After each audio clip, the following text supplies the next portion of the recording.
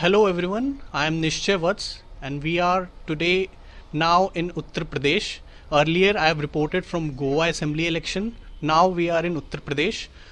This is the battleground. This is the heart of all the state assembly elections which India witnesses, and this is the state which has produced most number of prime ministers India has seen till now. So this is the basically semi-final, or you can say the shadow of the 2024 Lok Sabha election. We are right now in the hotbed of Eastern Uttar Pradesh, Sultanpur constituency. With me is Shri Vinod Singh, who is former cabinet minister of Uttar Pradesh, who has been in the Baspa party, BSP, and now in BJP. So he is considering himself one of the most prominent. He is considering himself one of the winner for the most foresought seat, because Akhilesh Yadav is coming here, Shri Yogi Adityanath ji is coming here, Prime Minister Narendra Modi ji came here in November last year to inaugurate the expressway. So this seat has become more important and has gained more significance than Amethi itself, which used to be a hotbed in Eastern Uttar Pradesh. Welcome Vinod ji. First question आपसे यही रहेगा कि cast equation को आप कैसे देख रहे हैं, क्योंकि इस इलेक्शन में कहीं भी आप किसी से बात करिए, इश्यूज से पहले या इश्यूज से प्रायोरिटी ज़्यादा कास्ट को दी जा रही है. आप कैसे देख रहे हैं कि कास्ट को, बैकवर्ड हो या ओबीसी हो, यादव हो, कोई भी कास्ट हो, आप कैसे देख रहे हैं, बीजेपी कैसे देख रही है? कास्ट इक्वेशन जो मैं देख रहा हूँ, मैं भी 20 वर्षों से चुनाव लड़ रहा हूँ, देख रहा हूँ. इस चुनाव में एक जो यूनिक फीचर हमने देखा है, कास्ट बैरियर ख़त्म हो चुका है. क्योंकि जो योजनाएं आदरणीय मोदी जी की जो योजनाएं हैं, मैं गांव में जाता हूं तो फॉर एग्जांपल मोस्ट बैकवर्ड जो लाभ या मैं कहूं कि माइनॉरिटी मुस्लिम कह दूं, तो जो लाभ जैसे आवास का लाभ, तो आवास का लाभ अगर दलित को मिला है, बैकवर्ड को मिला है, तो मुस्लिम को भी मिला है.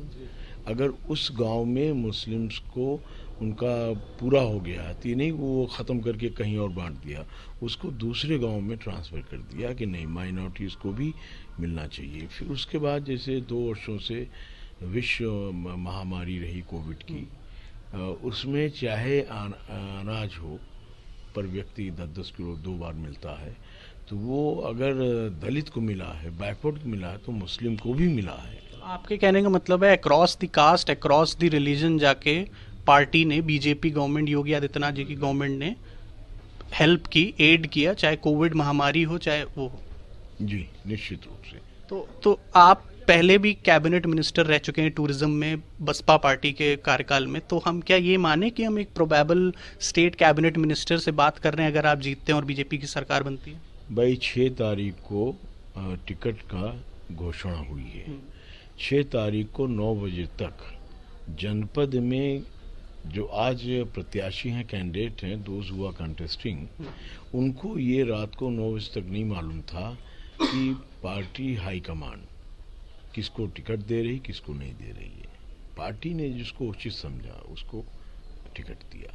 इसी से जुड़ा हुआ सवाल है, अंदर खाने ये हम लोग को खबर थी मीडिया हाउसेस में कि आप मोस्ट प्रोबेबली एमएलसी का इलेक्शन देख रहे थे, एमएलसी का टिकट चाह रहे थे बीजेपी के पार्टी से. फिर ये आखिरी मोमेंट पे कैसे एकदम से आपको एमएलए का टिकट मिल गया, और एकदम लास्ट में क्यों 188 विधानसभा का आया है, जबकि काफ़ी विधानसभा जो बहुत फंसी हुई थी उनका पहले आ गया था? नहीं, सुल्तानपुर में एक सीट पहले डिक्लेयर हुई थी. हाँ. कादीपुर, बकिया, सुल्तानपुर हुआ, इसौली हुआ, लम्बुआ हुआ, ये सब 6 को रात ही में निर्णय हुआ. हाँ. सीताराम जी वर्मा को नहीं मालूम था कि उनको टिकट मिलेगा कि नहीं मिलेगा. ये पार्टी का सोल डिस्क्रिप्शन पार्टी का है. पार्टी ने जिसके पक्ष में निर्णय किया, बजरंगी को नहीं मालूम था. वहाँ 2-4 उम्मीदवार थे, प्रत्याशा में सब थे, सदर में थे, सुल्तानपुर में थे और लम्बुआ में थे. किसी को कोई जानकारी नहीं. ये था कि हर व्यक्ति के मन में था कि पार्टी जो उचित निर्णय करेगी उसका सब. आप एमएलसी का टिकट चाह रहे थे या एमएलए का?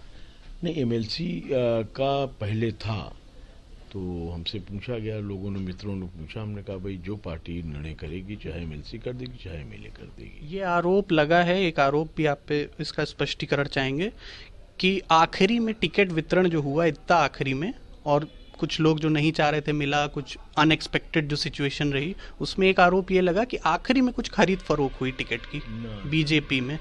तो उस पे आप statement. Not to my knowledge, unheard. ये बीजेपी में तो ये कोई कह ही नहीं सकता है कि एक भी टिकट जो भी है बीजेपी के, चूंकि सब इनके सिपाही हैं, जहाँ जिसको लड़ा दिया वो लड़ रहा है। ये बात तो इस दल के विषय में तो कभी भाई सीधी बात है, भारत सरकार में आज जितनी पारदर्शिता आदरणीय मोदी जी ने ला दिया है, तो अपनी पार्टी में और टिकट खरीद फॉर अनहर्ड। तो अब इश्यूज पे बात कर लेते हैं। बीते 5 साल में यहाँ बीजेपी के ही विधायक थे। अभी अगर आप जीतते हैं तो आप क्या लगता है कि कौन से ऐसे 3 मेजर इश्यूज हैं, 3 इश्यूज अगर आप पॉइंट आउट कर पाएं प्रायोरिटी पे, जिनको आप देखना चाहेंगे कि वो पूरे नहीं हुए बीते 5 साल में, या उन पे काम पूरा नहीं हो पाया, क्योंकि हर पूरे 5 साल में कोई काम पूरा नहीं हो पाता है कई बार। तो कौन से 3 इश्यूज हैं जो आपको लगता है कि आप पहले उनको देखना चाहेंगे? सर्वप्रथम यहाँ की सांसद मेनका जी हैं, जब वो आई तो उन्होंने खुद महसूस किया, और आज जनपद का हर व्यक्ति महसूस करता है कि यहाँ ट्रैफिक कंजेशन कैसे कम किया जाए। प्राथमिकता में वो होगा मेरी। दूसरा, एजुकेशनल हब। आपको बता दें कि सुल्तानपुर में एक मेडिकल कॉलेज नहीं था। वो आदरणीय योगी जी, मोदी जी की कृपा से उनकी जो स्कीम है कि हर जनपद एक मेडिकल कॉलेज हो, और आप जाके देख सकते हैं दुबईपुर में फुल स्विंग पे काम हो रहा है। तो एक शिक्षा जगत में सुल्तानपुर में एक एजुकेशनल हब हो जाए, यहाँ का विद्यार्थी स्पेशली लड़कियों को कहीं बाहर न जाना पड़े। तीसरा, जो भविष्य में सुल्तानपुर का जो डेवलपमेंट हो, ये प्लान्ड वे में हो, जैसे चंडीगढ़ हुआ है या गोमती नगर एक्सटेंशन हुआ है, या जो नए शहर बस रहे हैं। तो आगे अब जो हो गया आगे इस तरीके से जिला ये नगर पालिका से, प्रशासनिक अधिकारियों से मिलके कि अब जो भविष्य में हो वो प्लान्ड वे में हो, वहाँ सीवर लाइन हो, रोड चौड़ी हो, ये सब प्राथमिकता में है। अनएम्प्लॉयमेंट और इन्फ्लेशन पे कुछ बताना चाहेंगे? ये बहुत बड़ा इशू है। ग्राउंड पे जो हमने बातें की, कवरेज किया, उसमें सबसे पहले बेरोजगारी और तेल के दाम और सबके दाम का ही आता है। नहीं, ये दोनों चीज़ें अगर आप देखें, ये चीज़ें आप विश्व के जो डेवलप्ड नेशंस हैं उनके साथ भी ये दिक्कत है, क्योंकि 2 वर्षों से जिस दौर से विश्व हिंदुस्तान गुजरा है, कारखाने बंद हो गए हैं। अब छोटा सा उदाहरण, लॉकडाउन में मालूम हुआ कि सब रेस्टोरेंट में जो होम डिलीवरी है, उसमें कितने लोग इन्वॉल्व होते हैं। या जो आपका एक छोटा उदाहरण दे रहा हूँ, जैसे कोरियर आता है, ये सब सेवाएं बंद हो गई, ठप हो गई।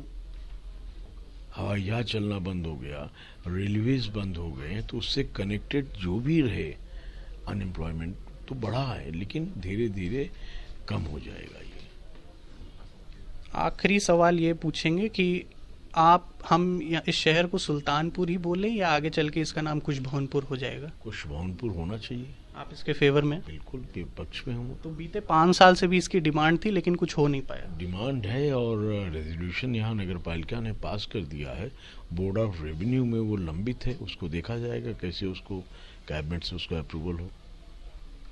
और एक कंप्लेन आपकी ये रहती है ग्राउंड से कि आप एक्सेसिबल नेता नहीं हैं।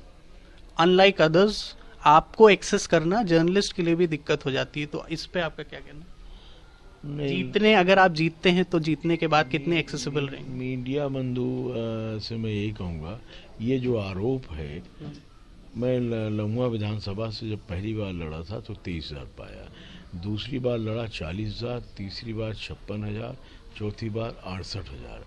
अगर इतना जो वास्ट एरिया है भौतिक रूप से, भौगोलिक रूप से, अगर मैं इनएक्सेसिबल होता या उनके सुख दुख में शरीक न होता, तो हमारी मतों की संख्या 23 से 68,000 न पहुंचती। ये निराधार है, और जिसकी 18 संस्थाएं सुल्तानपुर में चल रही है, वो कैसे अफोर्ड कर सकता है जनपद से बाहर? ये तो है। मैं तो हमेशा अपने आवास पे रहता हूँ। ये कि हमारी कर्म भूमि, जो राजनीतिक कर्म भूमि लम्हुआ थी, तो मैं बाहर निकल जाता था। लम्हुआ लोगों शहर नहीं जाता था, इसलिए कि बाहर ही इसका कनेक्टिविटी थी, तो लोगों की अंदाज़ा भाई उपलब्ध नहीं है। लेकिन आप लम्हुआ विधानसभा जो भौगोलिक रूप से इतना बड़ा है, वहाँ किसी से पूछ लीजिए। और ये मानक यही रखिए कि भाई अगर हम 23,000 से शुरू करके 68,000 पहुँचे हैं, और मैं कमिश्नरी में I was the highest gainer in terms of vote. Thank you. So this was Vinod Singh ji in conversation with us. Stay tuned to this channel Nishchay Vats, and we'll get you more interviews for this. Let's see what happens on March 10th, because the eventual result of this election will come on March 10th. Sultanpur votes on 27th of February. This is Nishchay.